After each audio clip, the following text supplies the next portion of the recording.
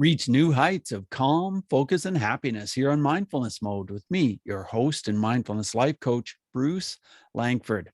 Hey guys, I have a ruckus maker here today. We're going to raise a ruckus. And this is going to be a lot of fun because Danny is a friend who goes way back. We've had him on the show a long time ago, and I can't wait to just really dig in and talk about everything he's doing. I've got Daniel Bauer with me today. Hey, Daniel, are you in mindfulness mode today?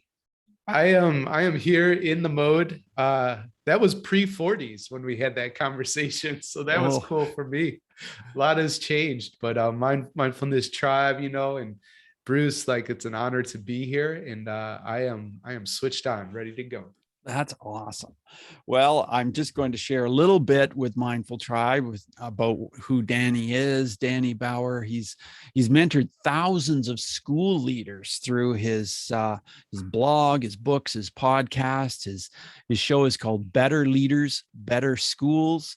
And he's got a his book is called Mastermind, and it's Mastermind, Unlocking Talent Within Every School Leader.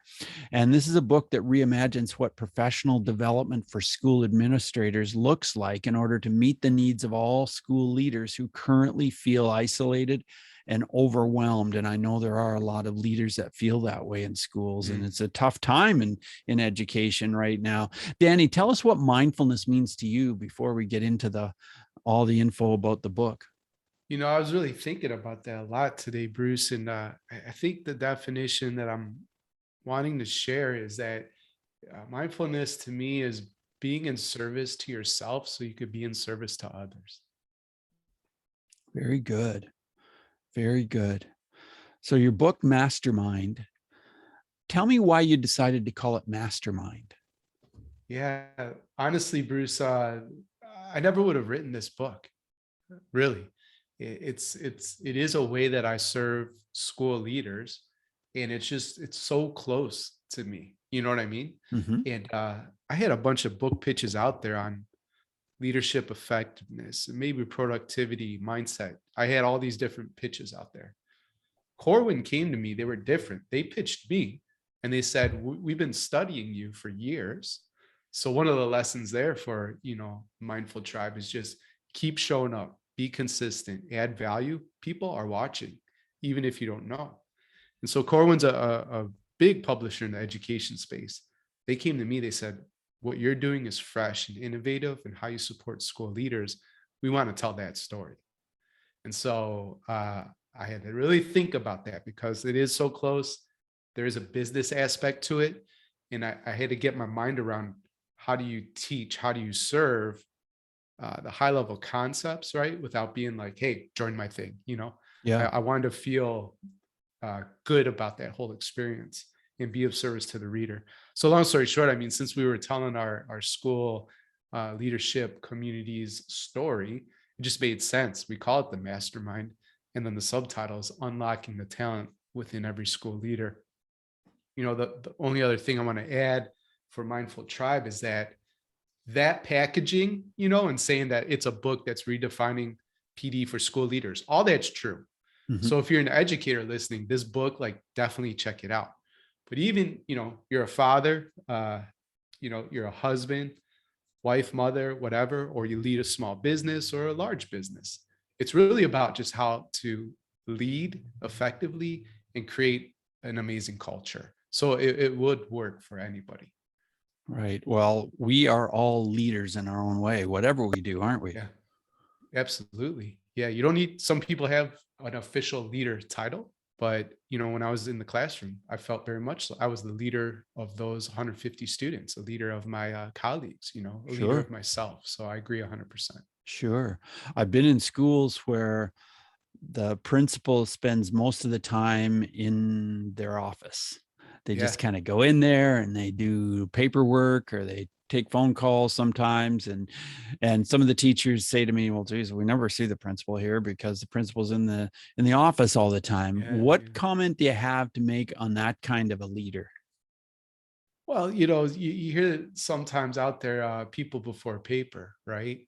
Yeah. And so I think that's part of the tension is Oh, there is so much that's thrown at a school leader every Yeah. single day. Yeah. And they're really having a rough go, right? These past few years haven't been easy for anybody, No. but you're seeing stuff specifically to the United States too, like school board meetings. These are things nobody even cared about before. I mean, some people went, right? Right. But quite honestly, now they're these intense, politically infused, very difficult and emotional situations. And so, anyways, so much is going to come your way as a school leader. But one of my personal core values is about just having perspective, forest from the trees. You know what I mean? Thinking about legacy, thinking about what really matters. Yeah. And usually that paper stuff is important, but it's not significant, right? And so you just have to understand and give weight to the things that really, truly, truly, truly matter. Does that resonate with you? Is that Yeah, it making really sense? does. Yeah, it really does. Yeah. And I've been in hundreds and hundreds and hundreds of schools because I've, gone out there and done my anti-bullying presentations and went on Right. tour and went to all these different schools and many different school boards. And wow, I would see a lot of different leadership styles. Some where the teachers just would embrace the principal, and some where they just felt very alienated. And I got to feel like, when I could feel within the first 2 or 3 minutes of walking into the building, Hmm. I could feel what the style of leadership was. Does that make sense to you? Interesting. Oh yeah, yeah. Because one, you're a very intuitive, mindful person, right? And so you're picking up on that. That's your zone of genius and a superpower. Uh, but I sometimes have to tell leaders, like, fix your face. I'm Yeah. smiling as I say that, Yeah. but people will talk about how excited they are, and things that their staff should be passionate about or whatever, and they're scowling while they do Yeah. it.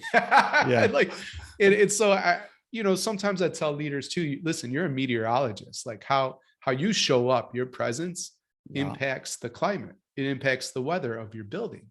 And so Seth Godin, one of them, we were talking in the pre-chat, one of my Yeah. mentors, he says you get the culture you deserve.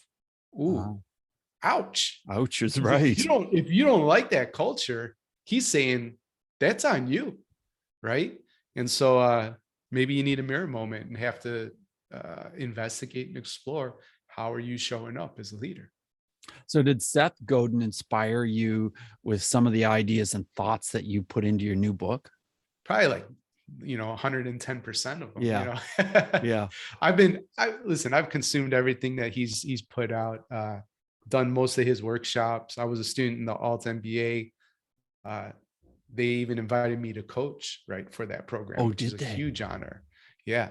And so he's had a tremendous impact. But the neat thing about this too, Bruce, like, you've known me a long time.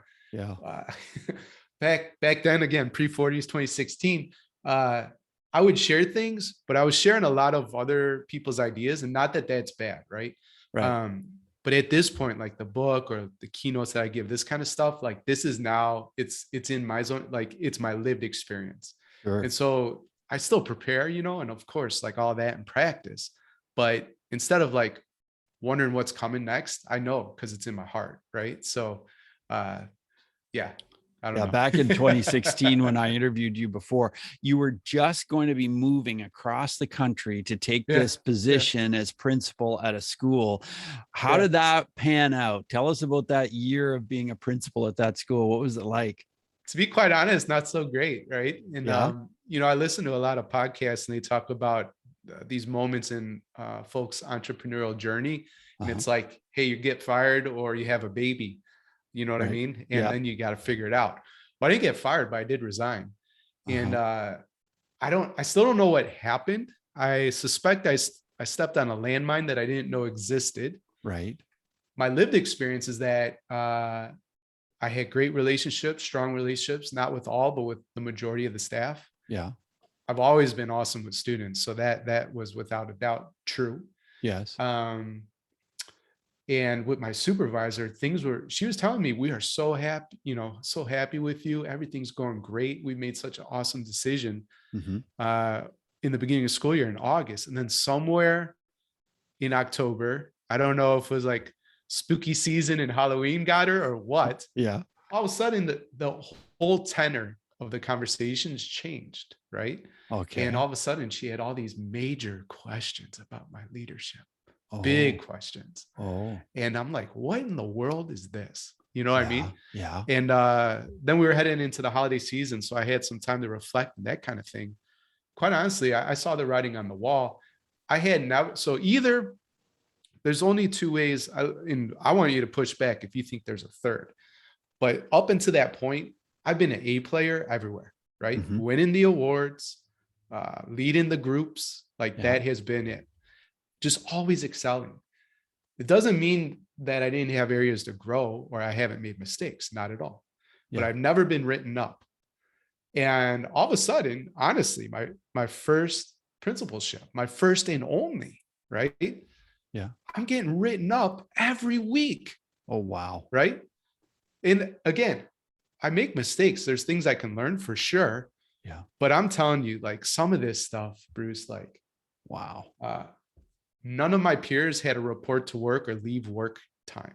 I did, right? Yeah. And I remember being late once. I mean, 1 minute late, Bruce. Wow. I got written up for that. And then I had to Wow. think like, and here's the thing. I didn't check in. In Chicago, you used to have to punch in. You had a code, you punched in. So they Yes. actually knew it's a system, it's bureaucracy. Okay. I Uh-huh. don't like that, but that's how they operated. Yeah. Not true in Houston. So how did she know? She was watching me on the cameras. Like, Yeah. so I just thought to myself, is this where I want to continue existing? And I knew it was only going to get harder. So I resigned. I Yes. resigned before mid-year. Oh, did Okay. you? Yeah. The staff didn't know. She Uh-huh. knew. And when I gave her that resignation letter, she laughed. She laughed. Oh, And she wow. said, I didn't think this would happen so fast. I said, I know where this is going. You know, I make decisions and I'm not here to play around. So here you go. Now let's just get through the year. Right. Yeah. So anyways, I used to be very bitter, really bitter. Yeah. I had plots for revenge, nothing scary or harm, but like I'm going to show them, right? Just wanted to prove my worth or whatever. Mm-hmm. Mm-hmm. That has now shifted, and I have a ton of gratitude for that experience. One, of course, I've learned a lot of lessons, right? Sure. But the other thing is it forced me to make a decision. I could easily get another principal position, right? Yes. Or do I do what I did, which is, what if I just bet on myself and what I'm building? Let's see what happens.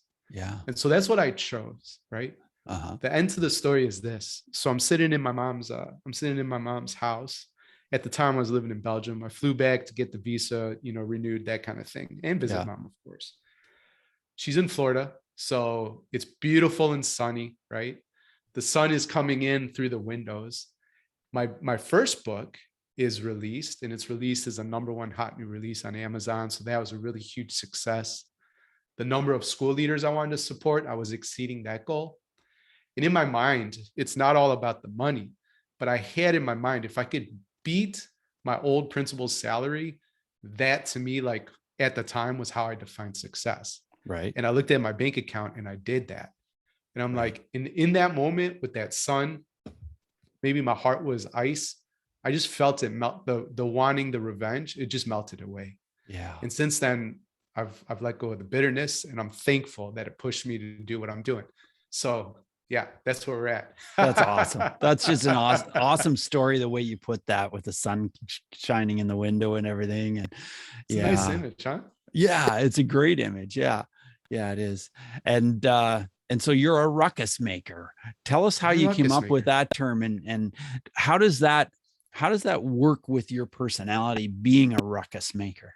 Well, since day one, I've always colored outside the lines and kind of carved my own path. You know Yeah. what I mean? Yeah. And I didn't, my mom reflected this back to me. I didn't even remember telling her this, but as a kid, I tell her, I'm never going to work in a cubicle. Right. And that, Yeah. nothing wrong with it, but just like in terms of honoring who I'm created to be and that kind of deal. Yeah. So, being a ruckus maker, carving out your own path, it's questioning the status quo, right? Standing up for what's right.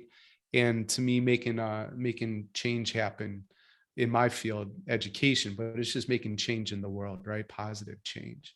And it's inspired, like I said, by a mentor of mine, Seth Godin. And he says, go make a ruckus. And so um, that's just an identity I wear. That's what you're And doing. it's what I'm doing. And the community really resonates with it. And to connect it to the last story, I think people are hungry for change in education. They're Oh, also yeah. hungry for authenticity, people who are real. Yeah. And so that's the wildest part. I used to be embarrassed, like, oh my God, had I not resigned, I don't know that I would have gotten fired, but it wouldn't have been pleasant, right? Right. It was not a good experience. At least the relationship between me and central office, the kids, the parents, that was all awesome. Staff. But I think about that stuff. It's just so wild. And now I serve school leaders. They listen. I have impact. I get to hear about the influence I have in their life. And we talk too in the pre-chat. The new book is co-published by the National School Superintendents Association, right? Wow. And That's here's the great. guy who was like basically ran out of town. The other funny thing with the assistant soup, I told him, hey man, if I had a mustache and a cowboy hat, I would have worked out just right. We would have gotten we would have had a great relationship. We all kind of just chuckled, and he actually was very empathetic and listened to me, and I'm very grateful for that experience. Yeah.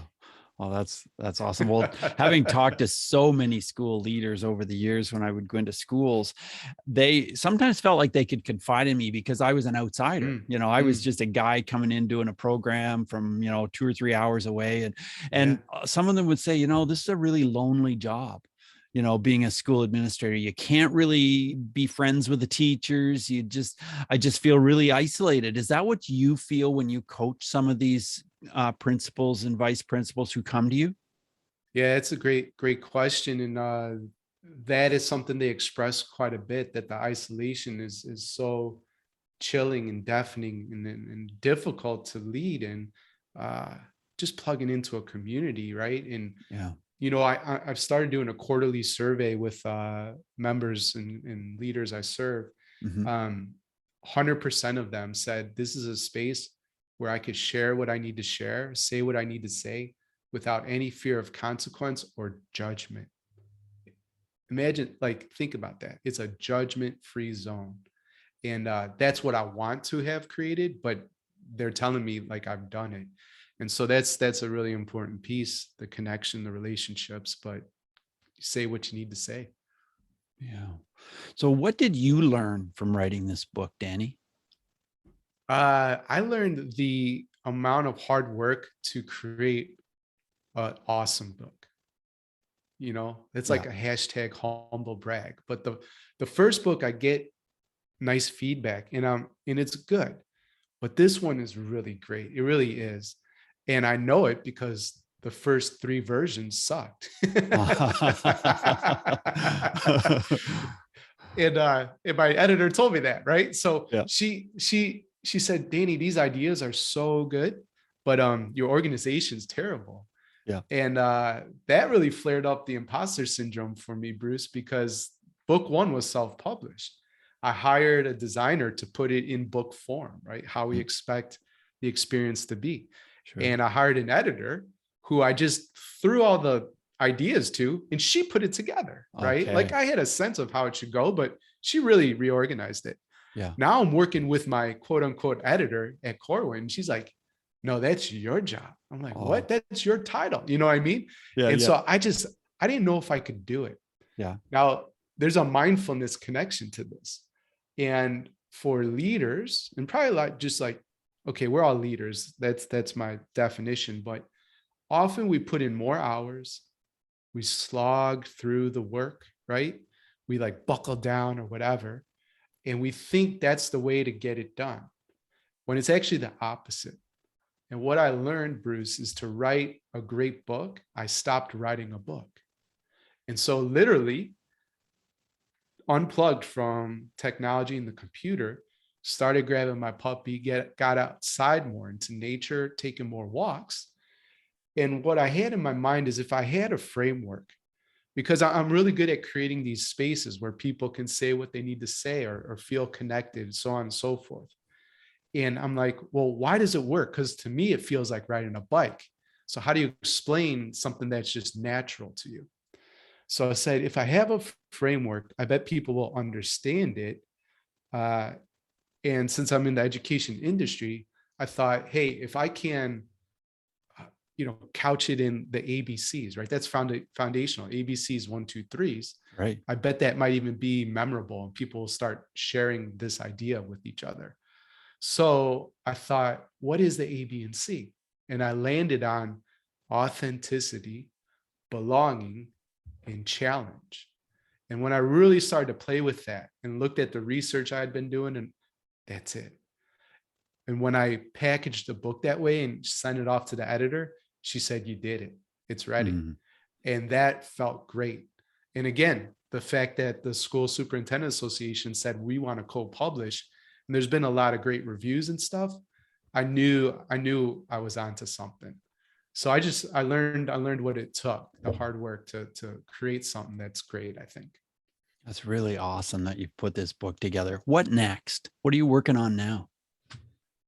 Well, so the funny thing is that like I'm not going to be working on anything, because I think that's another deal. Instead of like continuing to slog through the work and that kind of deal, I need to stay focused. And my mission is to connect, serve, and grow every school leader who wants to level up. So I'm all about getting this book in as many hands as possible, right? And I'm going to stick to that. So it's book, it's all the things I've been doing: book, Mastermind, and there's another program I do for school leaders called the Principal Success Path. But I'm not adding anything new. Mhm. And I have a business coach. His name's Ron. He said, making money is boring and making a lot of money is really boring, right? And I think you could translate that to leadership too, right? Like having an impact is boring and having a significant impact is really boring, because in both of those ideas, it's just about not reinventing and adding new stuff, but back to the basics, back to the fundamentals, consistency, because that builds trust, execution's everything. Ideas so easy. I could go invent 10,000 new things, but why, right? Yeah. Execution, consistency, service. Yeah. Do you think there's more mindfulness in schools now than there was 5 years ago? I'm seeing that and it makes me really happy. I'm seeing Yeah. that and it makes me really happy. And you see them using it as a way for kids to be in touch with their inner landscape, to understand their emotions, not let the emotions necessarily drive behavior or negative outcomes. Uh, and so, yeah, that's a fantastic thing. And, for me too, I'm enrolled in a course right now called The Power of Awareness Mhm. with Tara Brock and Jack Cornfield. Right. And I'm taking that because I'm wondering, in the way I like to show up and work with school leaders, that might be something new years down the line, right? Which is interesting because normally I just go out and start teaching stuff, but for this, I really want to be mentored and that kind of deal. So, anyways, we'll just see what happens with that. But yeah, So do you think more comes from the top down or from the bottom up? Is it because mindfulness is coming in from teachers and from Mm, more at the bottom, or is it because the admin is saying, hey, you should be doing this, and they're teaching it and they're doing it in PD sessions and that kind of thing? sure. I think it's a both and approach, because we'll often we'll start meetings in different ways, but there have been times where, hey, let's just pay attention to our breath for a few minutes. Cameras on, cameras off, because we're on Zoom. Um, eyes open, eyes closed, however you're comfortable. Mhm. But I do that with school leaders, right? And then I know that they do mindful minutes or whatever with their staff. I've even heard, right, from Carrie. I can tell you, Carrie in Colorado, she forgot to incorporate that in a couple meetings, and the staff saw a trend, and they were not having it. Like, what's going on? Where's our mind? We need this. It's a great break, right, from the Yeah. busyness of the day to then engaging about where the organization's going. So that's the leadership admin perspective. But teachers have a ton of power, within a school. They may forget that from time to time, But if they're bringing it there and, students are benefiting, they can do whatever they want. And if it leads to outcomes that you want to see, then good on them. Danny, I know that you have a beautiful dog. What have you learned from your dog about leadership? What has your dog taught you? Just the importance of breaks, right? Which is something I teach people that I work with, but the buffer zones, and that to mindfulness, that's just, again, checking in with yourself. So we're seeing a trend, I think, through this conversation, which you're drawing out of me, and I appreciate that. But yeah, she lets me know. She lit like the door's closed, so I don't hear her scratching, but sometimes I kind of keep a crack. She'll come in and just, it's like a nudge, right? Like, hey, Danny, like, let's take a break. Yeah. And if we don't, she starts chewing on me. So then she makes me take a break. Yeah. That's awesome. So where are you located now, Danny? Now, at least currently, we're in Syracuse, New York, central New York. So we moved from Scotland in the last year. Right. My wife is in the public health department, which brought us back stateside. So I see. Yeah, it's been wonderful. I see. Yeah, that is wonderful. So you work with school leaders who just want to improve their ability to connect with their staff. Is that right? What are some of the first things you do when somebody connects with you for some help? Yeah. So, get them onboarded and that kind of thing. But now that I have this framework, we start teaching how to integrate more authenticity, belonging, and challenge, within your school culture. So we could do that more purposely because I've codified, I guess, like that structure, that framework. But it's getting them in, and it's like, hey, dive in with both feet, and what they find is surrounding themselves with other leaders who all want to be there, all want to grow. Mm-hmm. And I just had a conversation with this guy, John, who's a principal in Delaware. And I asked him, what's been most surprising, working with me? And he's like, I can't believe a group that is brought together for professional reasons, right? And to be more effective as a school leader. I was so surprised at how much personal stuff is shared and how vulnerable, and just the level of compassion that is just apparent. You could feel it, right? In a virtual space too. Yeah. And again, for me, it's natural. I said, is this not a normal Zoom experience? He's like, no, this doesn't exist in many spaces. It's something special that you're doing with your culture. And so it's getting them to dive in with both feet and just see that there is a space that wants to nurture and help them grow. And it actually, Bruce, it took me 6 years to figure this out because, mindfulness, we go to you. When people want to do PLCs or SEL stuff, and I'm starting to use acronyms, but basically school leaders that want different type of programs, right? Or results, they know where to go. There's organizations that do that. And what I realized, and has been reflected back, like I am just 100% there in pro school leader.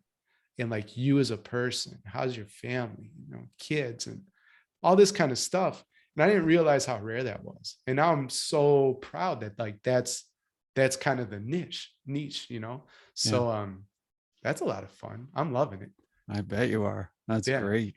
Yeah. Well, I think that creativity is something that's going to even become more important in the future. Do you try to nurture creativity in your leaders when you work with them? Yeah, for sure. I mean, there's a million ways that we do that. And interestingly too, a handful of years back, I think we all sometimes experience this, the grass is always greener, right? Mm-hmm. And so if my business didn't operate in education, but did whatever else, like there'd be more opportunity, and that things would just be going better. And I'm sharing all that because I wanted to really dive into this idea of creativity within businesses. Mm-hmm.